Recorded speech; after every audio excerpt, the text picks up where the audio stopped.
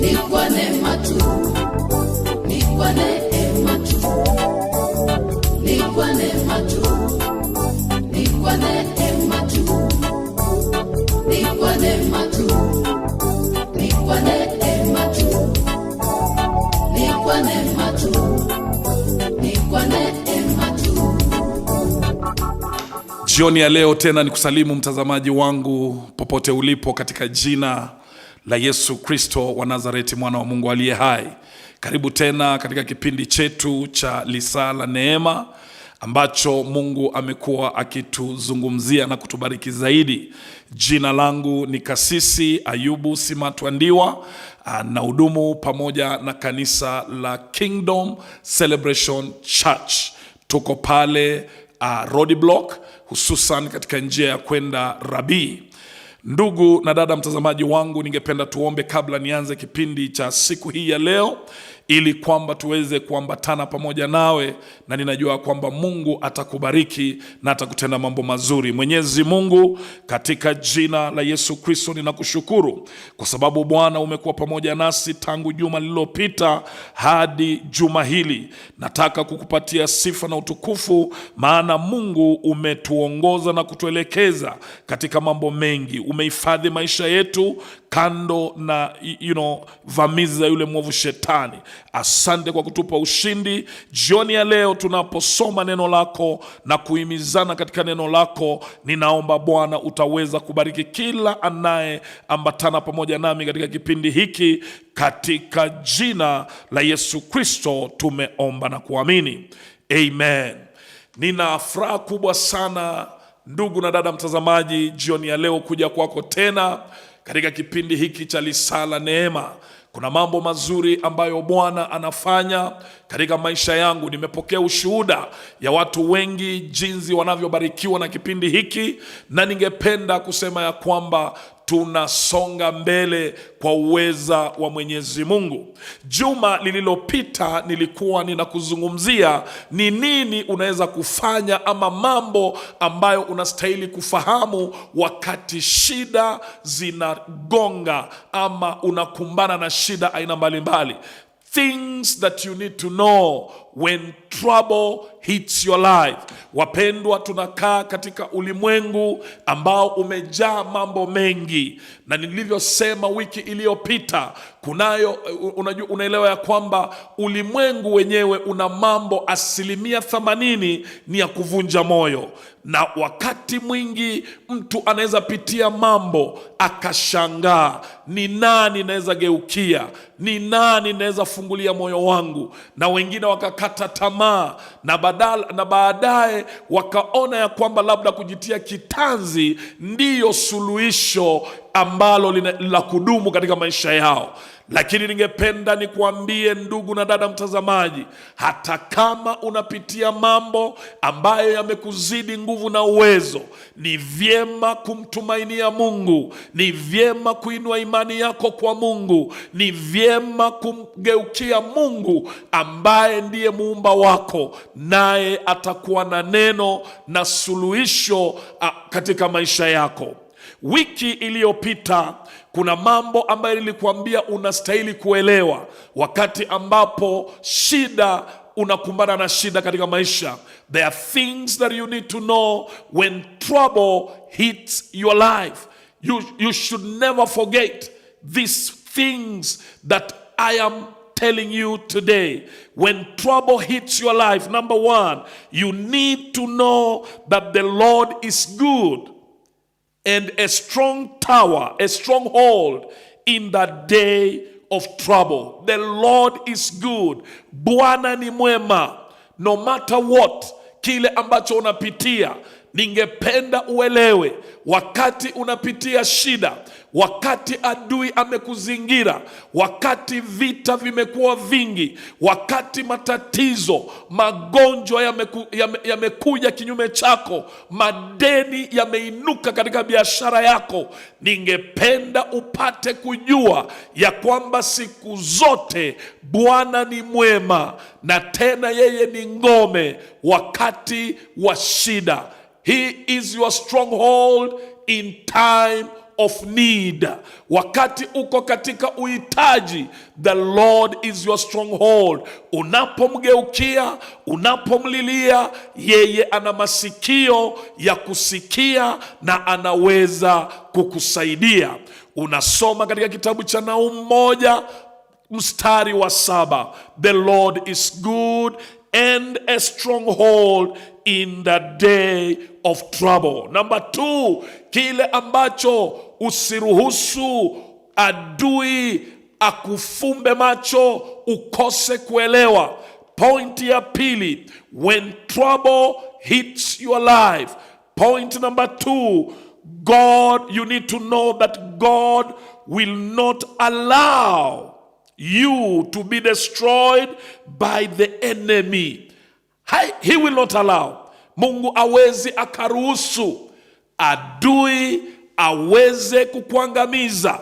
Hawezi akaruhusu adui akupige vita na kumalize.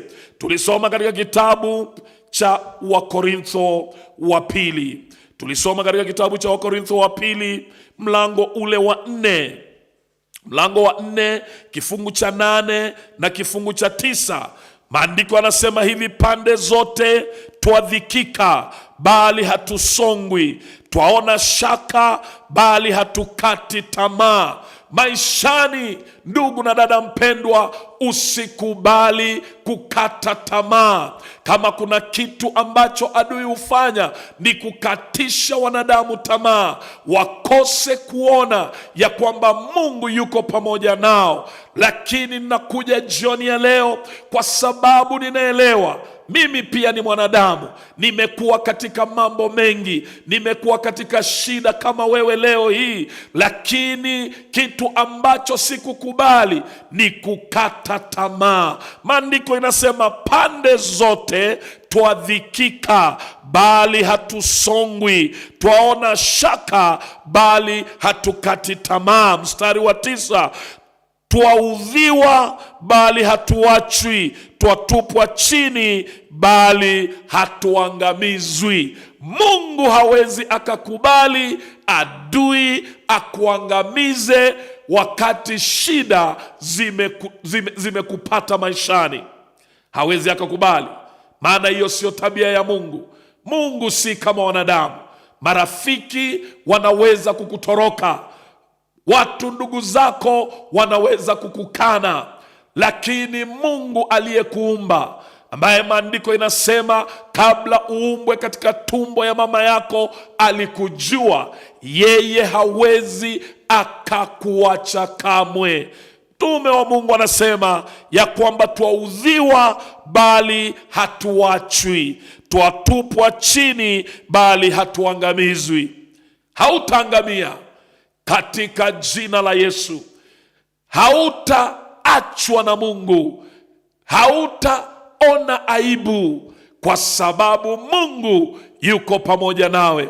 When trouble hits your life, know ye deep down your heart ya kwamba Mungu awezi akakuachilia ukaangamizwa na adui zako. Atatengeneza mlango wa kutokea. Nilisema katika kitabu cha Wakorintho wa pili ya kwamba mlango wa 10:13. Naomba tusome hapo Wakorintho wa pili 10 alafu mstari wa 13. Maandiko anasema nini? 10:13. Maandiko anasema nini? Lakini hatujisifu zaidi ya kadiri yetu, bali kwa kadiri ya kipimo tulichopimiwa na Mungu, yaani kadiri ya kufika hata kwenu. Maandiko anasema hatuwezi tukajivuna, hatuwezi tukajivuna.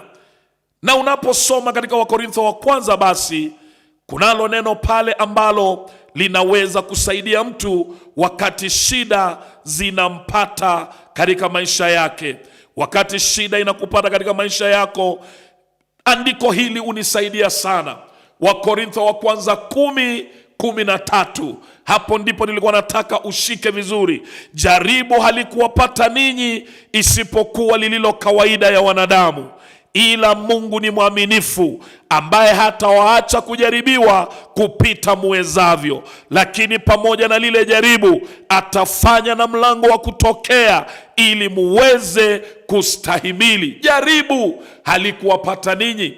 Haijalishi mambo gani yamekupata maishani, ama shida ngapi imekupata maishani, matatizo mangapi, maandiko inasema jaribu halikuwapata ninyi isipokuwa lililo kawaida ya wanadamu.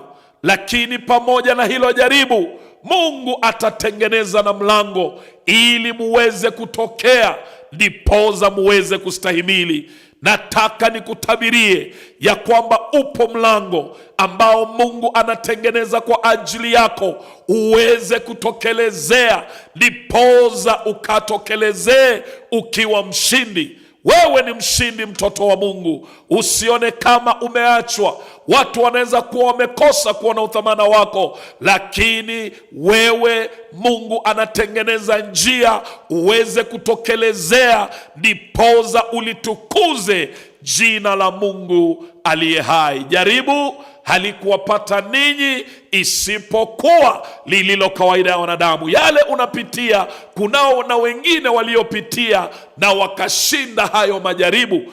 What you need to do, you need to remain focused in the Lord. You need to remain strong in your faith. You need to refocus your spiritual cameras towards heaven. Na unapofanya hivyo, kuna mambo mazuri ambayo Bwana atakutendea.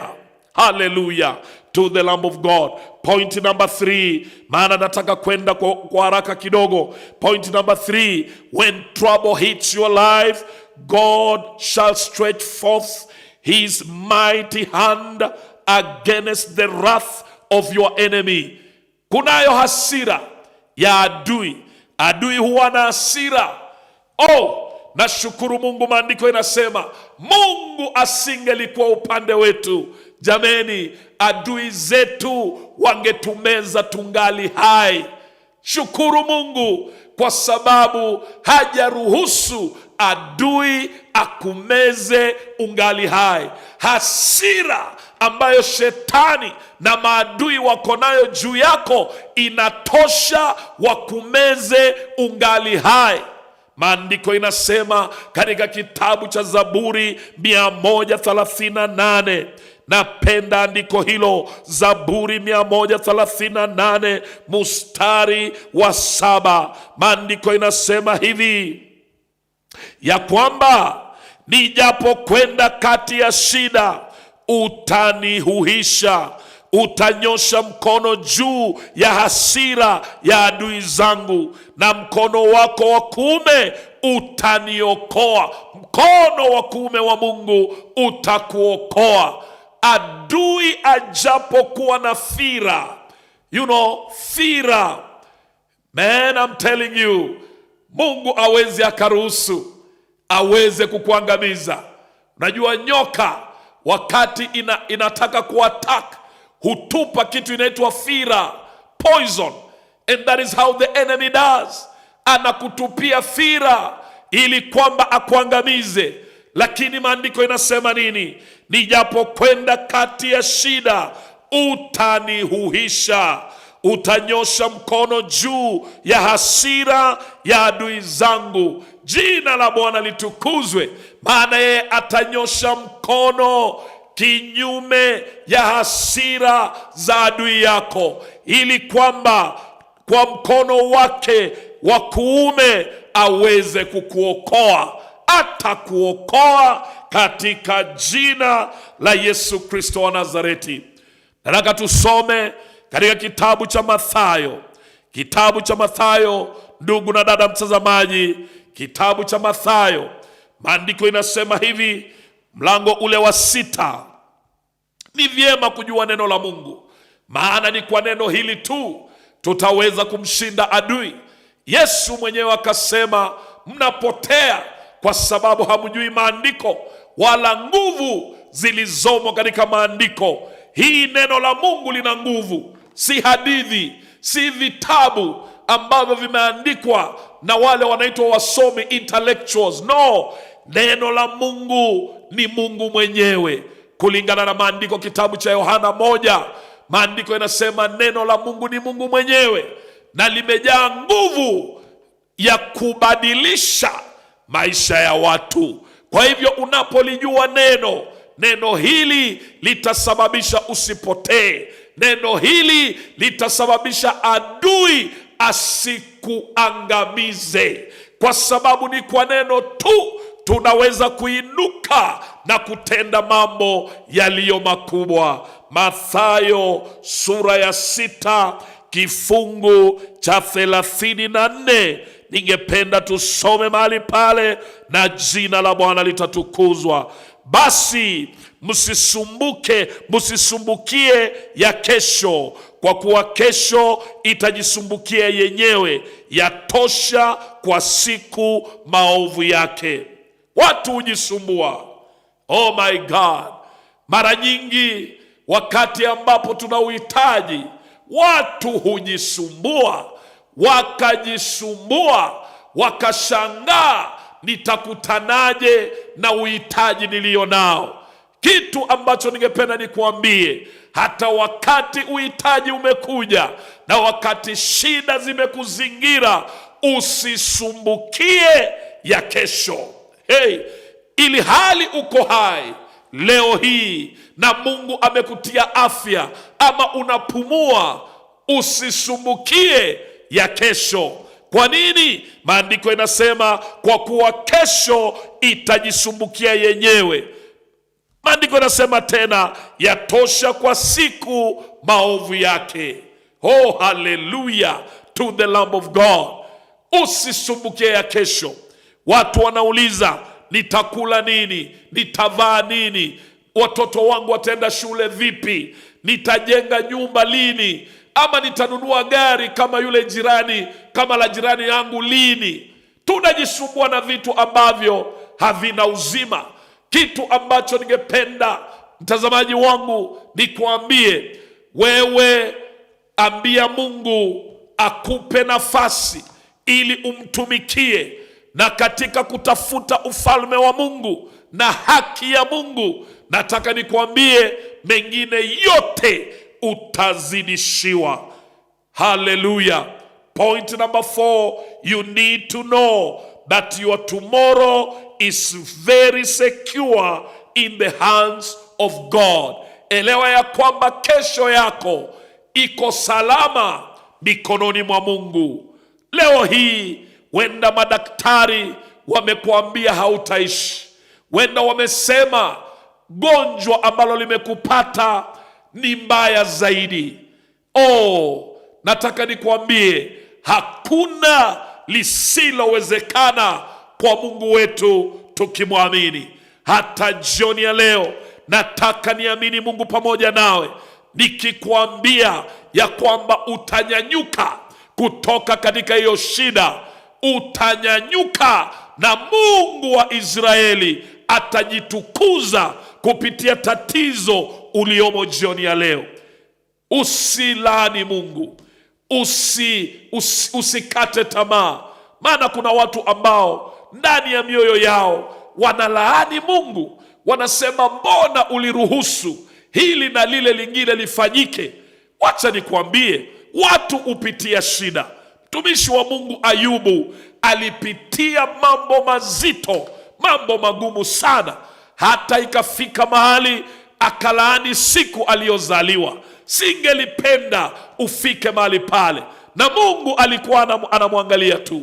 Ikafika vipindi Mungu akamuuliza maswali ambayo yalikuwa ni mazito, na baada ya Ayubu kusikiza maswali ya Mungu, napenda vile anasema katika kitabu cha Ayubu 42 mstari wa 2. Ayubu 42 mstari wa 2. Ayubu 42 ndio mlango wa mwisho wa kitabu hicho. Mstari wa 2 anasema hivi: najua ya kuwa waweza kufanya mambo yote, na ya kuwa makusudi yako hayawezi kuzuilika.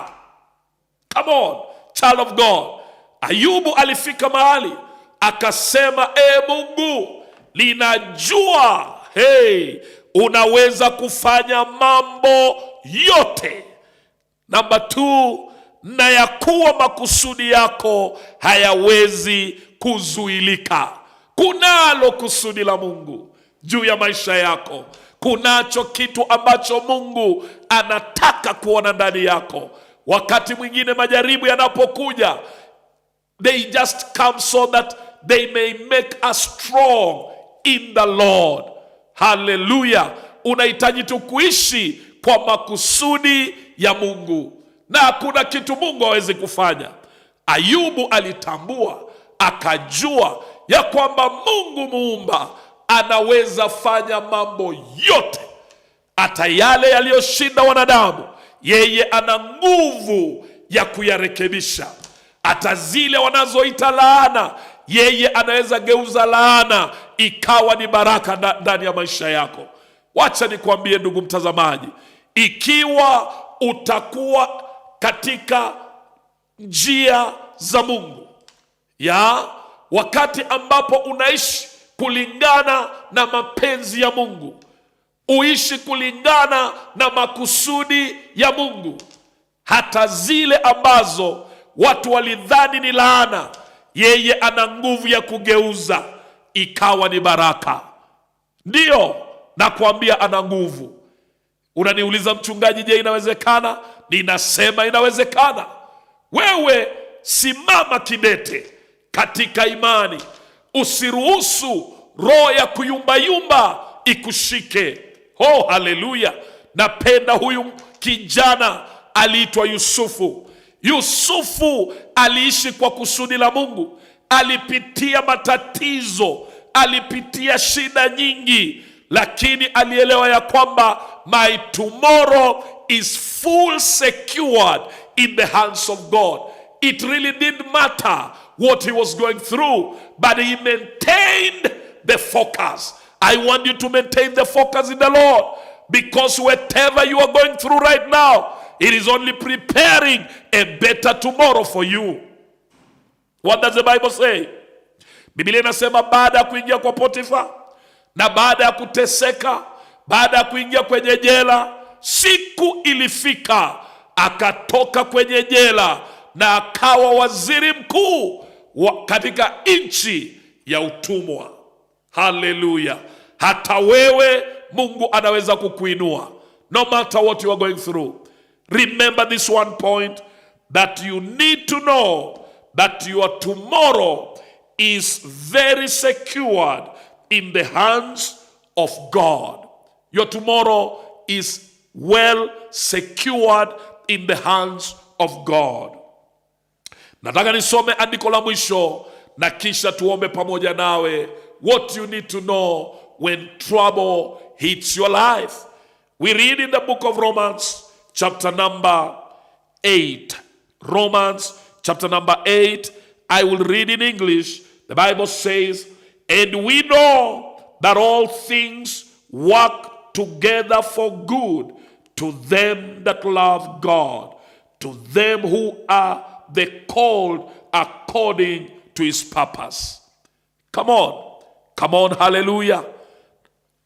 We need to know that all things works for good. Vitu vyote vinatendeka kwa wema. Mambo yote unayoyapitia yanatendeka kwa wema. Ndivyo vile maandiko inasema. Mambo yote yanatendeka kwa wema. Kulingana na kitabu cha Warumi 8:28. Maandiko inasema, nasi twajua ya kuwa katika mambo yote Mungu hufanya kazi pamoja na wale wampendao katika kuwapatia mema. Katika mambo yote Mungu hufanya kazi pamoja na wao wampendao katika kuwapatia mema.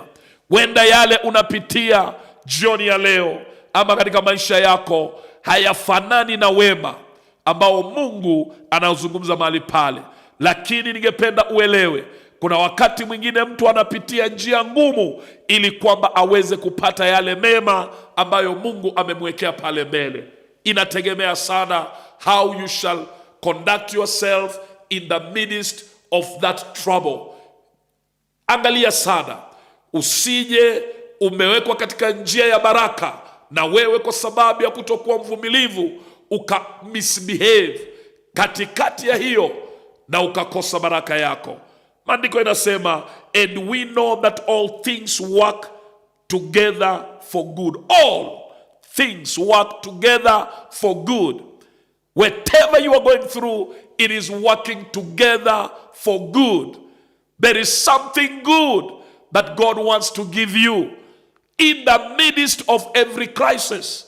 Katikati ya hizo shida kuna kitu kizuri ambacho Mungu anataka kukupatia. Ndugu mtazamaji, uelewe ya kwamba hata kama unapitia mambo ambayo hayakai kuwa mazuri, kuna kitu kizuri utakapovumilia ambacho Mungu atakupatia pale mbele, kitakacholeta utukufu na sifa kwa jina la Mungu wetu. Jioni ya leo, ndugu mtazamaji, ninajua ya kwamba umlikuwa katika hali ya kukata tamaa. Singelipenda ukate tamaa, singelipenda uvunjike moyo. Ninapenda kukutia moyo ya kwamba mambo yote yanafanyika kwa wema, kwa sababu wewe unampenda Mungu. Part B, wale walioitwa kwa kusudi lake. Wewe kama umeitwa kwa kusudi la Mungu, mambo yote yako yanafanyika kwa wema, ili kwamba kusudi la Mungu ndani ya maisha yako liweze kukamilika. Unatengenezwa, maana kabla dhahabu iwe dhahabu, upitishiwa kwenye moto, ikapitishiwa kwa high degree ya moto. Na wewe Mungu anakutengeneza, na itakapostahimili moto huo, ng'ambo ile ya pili ndio inaitwa pure gold. God wants to make you so pure, and that is why he has allowed you to go through what you are going through. But I want to encourage you that he has not left you. Yeye hajakuacha, yeye hajakukataa, yeye bado yuko pamoja nawe. Amekushikilia, atahakikisha ameandaa meza mbele ya adui zako. Jioni ya leo, ndugu mtazamaji, ningependa nimalizie pale, na ningependa kuomba pamoja nawe, ili kwamba katikati ya shida unazopitia ukuwe mkakamavu, usimame kidete, usikane imani. Oh, haleluya! Ili kusudi la Mungu liweze kutimia ndani ya maisha yako. Wewe uko zaidi ya mshindi, kwa sababu Kristo Yesu alikwisha shinda vita kwa niaba yako. Yesu akasema neno hili, nimewaambia mambo hayo ili ndani yangu mpate kuwa na amani. Maana ulimwenguni mnafiki na shida nyingi, bali jipeni moyo, kwa sababu mimi nimeushinda ulimwengu. Na ikiwa Kristo ameshinda ulimwengu, wewe pia uko zaidi ya mshindi. Napenda ufunge macho yako. Ukiwa unahitaji lolote mahali pale, nataka tuamini Mungu pamoja nawe, ili kwamba tuweze kuomba, nami na kuhakikishia Mungu atakutendea, kwa sababu yeye ni mwaminifu. Mwenyezi Mungu, katika jina la Yesu Kristo wa Nazareti, na kushukuru kwa sababu ya kipindi hiki ambacho Bwana tumekileta hewani. Bwana, umekuwa ukinena pamoja na mtu ya kwamba when trouble hits their life, they need to understand that is not the end of their life, because out of those trouble you are creating something pure inside our lives. Ninaomba katika jina la Yesu, yeye aliye karibu na kukata tamaa, oh my God, utaweza Bwana kumuhimiza akaweze kushikilia, maana ni kitambo kidogo tu furaha yake inaingia. Yeye ambaye amehuzunika, naomba Bwana ukampe roho ya furaha. aliye mgonjwa kitandani, madaktari wamesema hawezi akaishi tena, naomba Bwana kanyoshe mkono wako wa uponyaji, ukamguze mahali ambapo wanadamu wameshindwa, nawe ukamponye na ukaweze kumnyanyua tena katika kitanda kile, ukaweke wimbo mpya katika kinywa chake. Ndizo sifa za Mungu wetu. Daudi alipokuwa katika hatari alisema, sitakufa, nitaishi, nitangaze ukuu wa Mungu. Bwana, ninashikilia imani, ninakuamini kwa sababu ya huyo ndugu na huyo dada, ya kwamba hata kufa ataishi, atangaze ukuu wa Mungu. Kunao wale ambao wamekitwa na madeni, naomba utengeneze njia Bwana, walipie madeni hayo ili waweze kukutukuza katikati ya hizo shida, na sifa na utukufu vitakurudia. Na kushukuru kwa taifa la Kenya, naomba Bwana ukaweze kulibariki. Bariki rais wa nchi hii, bariki naibu wake, bariki Bwana parliamentarians, bariki magavana wetu, bariki maseneta, bariki viongozi wa nyanja mbalimbali, bariki jeshi la Kenya, bariki kikosi cha polisi katika jina la Yesu. Mipaka yote ya nchi hii twaifunika kwa damu ya Yesu Kristo, ya kwamba kutakuwa na amani katika taifa hili, maana ndiyo ombi letu katika jina la Yesu. Utukuzwe na uinuliwe, maana wewe Mungu umesikia na unatenda. Kwa jina safi la Yesu Kristo tumeomba na kuamini, amen. Ndugu na dada mtazamaji, kunazo nambari zangu zinatembea katika runinga yako. Unaweza kuniandikia ujumbe mfupi. Unaweza kuwa uko na hitaji, unataka mtu wa kusimama na wewe na kuomba pamoja nawe. Usiogope kunipigia simu, usiogope kuniandikia ujumbe fupi. Tunaweza kuomba na kusimama pamoja na kushikiliana imani ili kwamba Mungu akusaidie. Jina langu tena ni Kasisi Ayubu. Hadi kipindi kijacho, utembee katika ushujaa wa neno la Mungu. Mungu akubariki na tuonane tena. Ni kwa neema tu, ni kwa neema tu, ni kwa neema tu.